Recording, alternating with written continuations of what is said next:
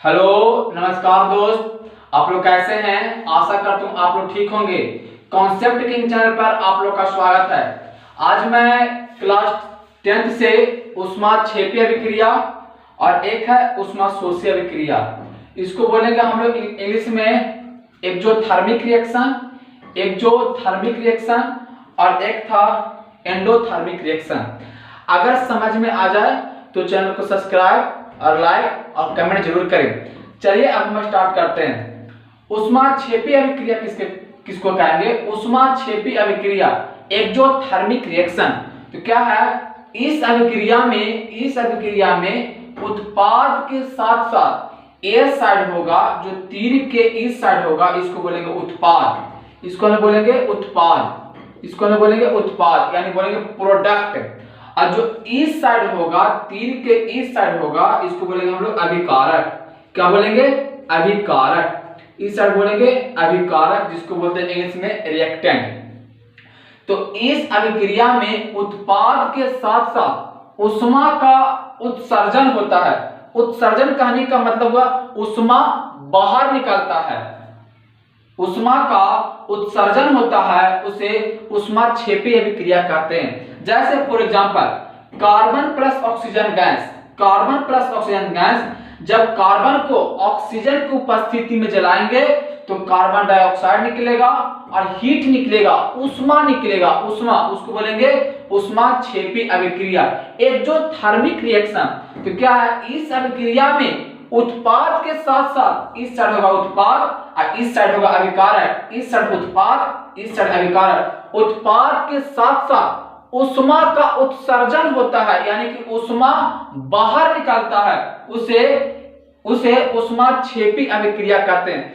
Carbon कहने का मतलब क्या हुआ? जिसको हम लोग जला सकते हैं वह हुआ कार्बन। जैसे इस साइड हो गया, ये हो गया कार्बन, ये सब कार्बन हुआ, टोटल कार्बन है। अब कार्बन कैसे जलेगा? तो ऑक्सीजन की उपस्थिति होना चाहिए, हवा होना चाहिए तब ना चलेगा।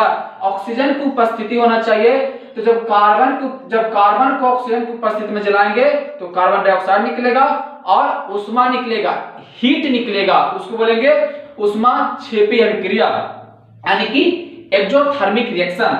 आगे था ऊष्माशोषी अभिक्रिया, इसको बोलेंगे एंडोथर्मिक। एंडो मतलब अंदर, यहाँ पर लिखा हुआ इंग्लिश में एंडो यानी कि अंदर, एंडोथर्मिक रिएक्शन। तो क्या है, इस अभिक्रिया में एक अभिकारक ये है कैल्शियम कार्बोनेट।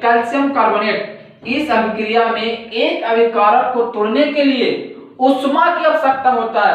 कैल्शियम कार्बोनेट के तोड़ने के लिए ऊष्मा की आवश्यकता होगा, उसको बोलेंगे ऊष्माशोषी अभिक्रिया। आप लोग ध्यान से समझें, एक्सोथर्मिक एंडोथर्मिक। एक्सो का मतलब क्या हुआ? उत्पाद के साथ साथ, प्रोडक्ट के साथ साथ ऊष्मा बाहर निकले, उसको बोलेंगे एक्सोथर्मिक रिएक्शन। लेकिन यहाँ पर एंडोथर्मिक यानी कि अंदर एक अभिकारक को तोड़ने के लिए ऊष्मा की आवश्यकता होता है। एक अभिकारक को तोड़ने के लिए ऊष्मा की आवश्यकता होता है, उसको बोलेंगे हम लोग ऊष्माशोषी अभिक्रिया। अब जो क्वेश्चन छपेगा एग्जाम में, क्या छपेगा? बोलेगा कि सल्फर प्लस ऑक्सीजन गैस जब आपस में अभिक्रिया किया तो बन गया सल्फर डाइऑक्साइड प्लस ऊष्मा। यह किस प्रकार की अभिक्रिया है? तो क्या हम बोलेंगे एक्सोथर्मिक रिएक्शन। क्यों? क्योंकि जब इसको जलाएं, सल्फर मतलब हुआ गंधक। सल्फर मतलब क्या हुआ? गंधक। तो जब गंधक को ऑक्सीजन की उपस्थिति में जलाएंगे तो सल्फर डाइऑक्साइड और एक ऊष्मा निकलेगा। ऊष्मा बाहर निकलना एक्सोथर्मिक रिएक्शन कहलाता है। जैसे और हो जाएगा प्राकृतिक गैस CH4, कौन सा अभिक्रिया होगा? ऊष्माक्षेपीय अभिक्रिया।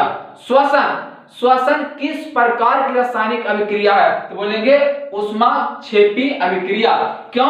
क्योंकि जब हम लोग ठंडा के मौसम में सांस लेते हैं और सांस को ऐसे फेंकते हैं आगे करके से फूफू कर करते हैं, तो उसमें से हम लोग को मुंह से ऊष्मा निकलता है, हीट निकलता है तो उष्मा बाहर निकल रहा है, यानी बोलेंगे उष्माक्षेपी अभिक्रिया है, यानी श्वसन एक प्रकार का उष्माक्षेपी अभिक्रिया है। और क्या पूछेगा, अगर ऑप्शन में उष्माक्षेपी न रहे तो आंसर होगा उपचयन अभिक्रिया। क्यों?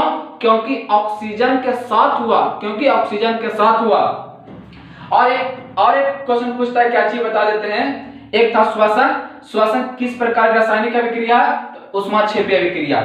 अब बोलेगा कार्बन प्लस ऑक्सीजन गैस जब आपस में रिएक्शन करेगा तो कार्बन डाइऑक्साइड प्लस उष्मा, तो उष्मा का बाहर निकलना उष्माक्षेपी अभिक्रिया। याद करने का तरीका, एक्सोथर्मिक मतलब बाहर, तो बोलेंगे इस अभिक्रिया में उत्पाद के साथ उष्मा का उत्सर्जन होता है, यानी उष्मा बाहर निकलता है, उसको बोलेंगे एक्सोथर्मिक। एक था एंडोथर्मिक, बोलेंगे इस अभिक्रिया में एक अभिकारक को तोड़ने के लिए उष्मा की आवश्यकता होता है, इसको हीट देंगे कि कैल्शियम कार्बोनेट के हीट देंगे तब ना टूटेगा, calcium oxide plus carbon dioxide, यानी एक अभिकारक को तोड़ने के लिए उष्मा की आवश्यकता होता है, उसको बोलेंगे हम लोग उष्मा शोषी अभिक्रिया यानी एंडोथर्मिक रिएक्शन। आगे हम लोग चलते हैं, आगे हम लोग का था संक्षारण को बोलेंगे इंग्लिश में क्रोजन। क्या है? संक्षारण को बोलेंगे इंग्लिश में क्रोजन आखिर क्या है? संक्षारण कहने का मतलब हुआ किसी मेटल पर जंग लगना। जैसे कोई धातु है तो धातु पर जंग लगता ना, उसी को हम लोग बोलते हैं संक्षारण या क्रोजन। संक्षारण के साफ मतलब हुआ किसी मेटल पर जंग लगना। तो क्या है, जब कोई धातु आर्द्र मतलब हुआ नमी, कुछ नमी होना चाहिए, कुछ पानी का अंश होना चाहिए, आर्द्र मतलब नमी होता है।